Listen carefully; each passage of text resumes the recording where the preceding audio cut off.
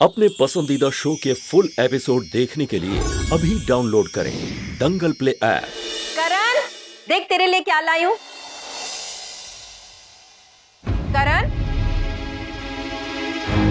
करण तेरे लिए हलवा ले आई हूं। दीदी, करण को कहीं देखा आपने? नहीं तो क्यों, अपने कमरे में नहीं है? नहीं, अपने कमरे में तो नहीं है।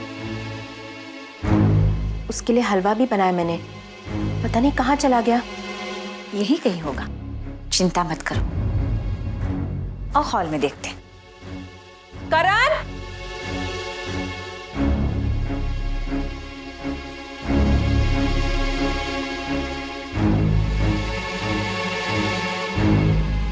बाबूजी,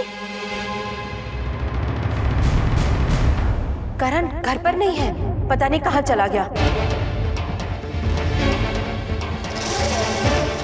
कहाँ जा सकता है?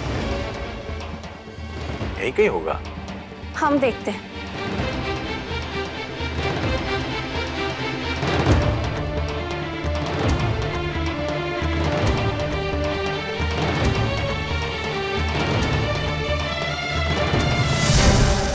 करण अचानक ऐसे कहाँ जा सकता है?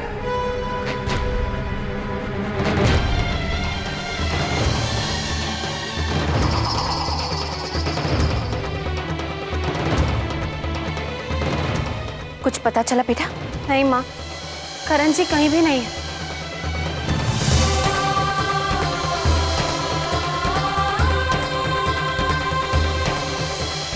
कार्तिक, माँ, करण घर में कहीं नहीं है।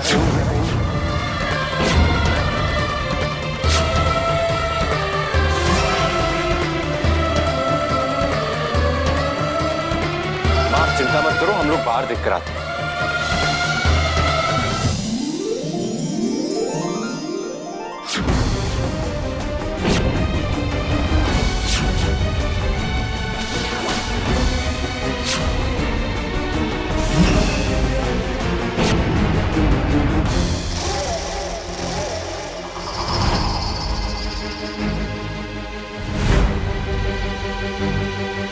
कहाँ चले गए थे तुम? माँ, मैं बाजार गया था आप सबके लिए तोहफे लाने। देखिए, मैं आपके लिए क्या लेके आया हूँ। नहीं चाहिए मुझे कोई तोहफा।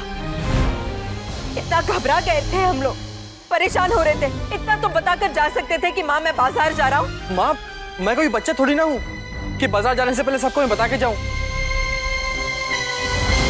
और माँ, अब क्या मुझे बाहर जाने से पहले सबकी परमिशन लेनी होगी? नहीं बेटा, ऐसी बात नहीं है। वो क्या है कि बहुत दिनों बाद तुम्हें एक बार खोने के बाद हमने पाया है, तो क्या है ना कि थोड़ी देर को भी अगर तुम आंखों से ओझल हो जाते हो तो सबका मन बैठ सा जाता है। तुम्हारे पास कोई सेलफोन भी नहीं है जिस पर फोन करके हम पता कर सके तुम कहाँ हो? अरे एक फोन तो रख लो अपने पास। अम्मा तो पुलिस में कंप्लेन करने जा रही थी। सॉरी, गलती हो गई। अब आइंदा ऐसा कभी नहीं करूंगा।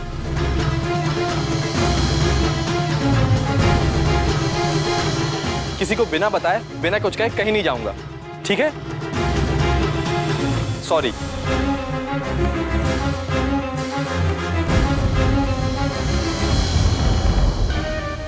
माँ, हम अभी उनसे बात करके आते हैं।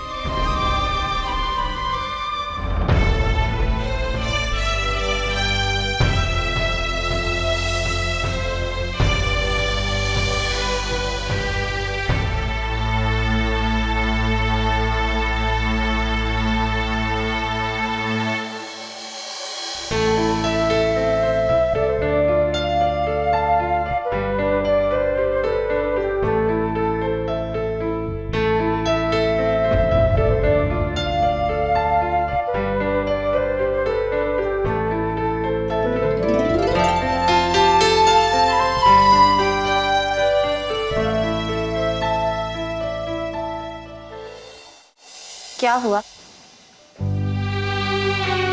नाराज हैं? नहीं। हम जानते हैं,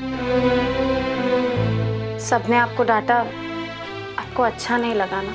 सुमन, बात डांटने की नहीं है। जब से मैं आया हूं मुझे ऐसा लग रहा है जैसे मैं अपने ही घर में एक मेहमान हूं। हर कोई मेरे साथ ऐसे बर्ताव कर रहा है जैसे मैं अपने घर का हिस्सा हूं ही नहीं। हर कोई मुझसे फॉर्मल है, हर कोई मुझे खुश करने की कोशिश में लगा हुआ है।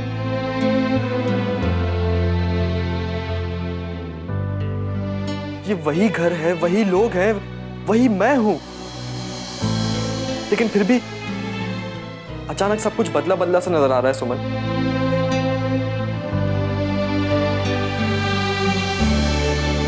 कार्तिक भैया, देव चाचू, दादाजी, सबको मेरी चिंता है, पर फिर भी मुझे अपने काम का हिस्सा बनाने से न जाने क्यों सब कतरा रहे हैं।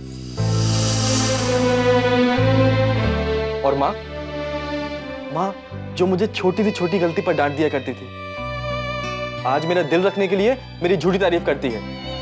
अगर मैंने अचार के लिए केरियां सही से नहीं काटी थी तो डांट देती। वो तो मेरा मन रखने के लिए तारीफ पे तारीफ की जा रही थी।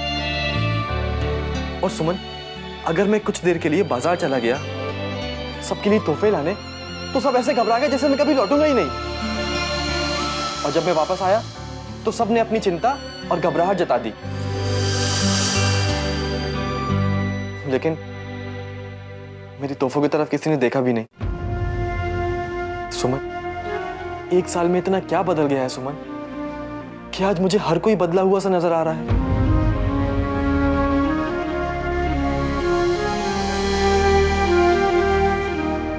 सुमन, मुझे मेरे और मेरे अपनों के बीच एक अनजानी सी दूरी क्यों नजर आने लगी है?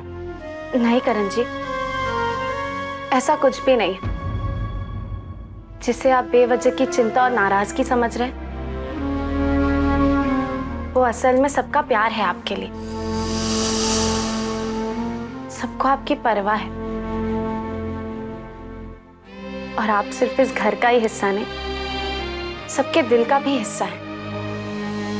सच मानिए, किसी का भी इरादा आपका दिल दुखाने का नहीं था। हर कोई बस यही चाहता है कि कोई भी दुख आपके करीब ना आ पाए।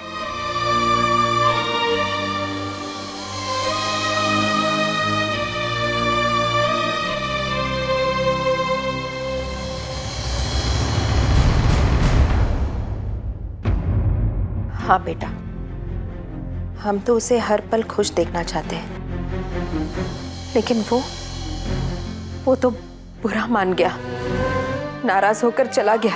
हाँ बेटा, बस हम तो यही चाहते थे कि भाई करण को किसी भी वजह से जरा से भी कोई परेशानी या टेंशन ना हो। और यही बात उनके तनाव और उनकी परेशानी का कारण बन गई। इस कोशिश में कि उन्हें कोई दुख ना पहुंचे, हम उन्हें बेवजह और दुखी कर रहे हैं। उनका जरूरत से ज्यादा ध्यान रखकर हम उन्हें इस परिवार का हिस्सा होने का नहीं, बल्कि इस घर में एक मेहमान होने का एहसास दिला रहे हैं। डांटने के वक्त डांटिए, तारीफ करने के वक्त तारीफ कीजिए, नहीं तो उन्हें अपने ही लोगों से अनजानेपन का एहसास होने लगेगा। मुझे ऐसा लगता है कि सुमन बिल्कुल ठीक कह रही है। बिटिया, आगे से हम इन बातों का जरूर ख्याल रखेंगे, लेकिन अभी तो ये सोचना है कि रूठे हुए करण को मनाएं कैसे।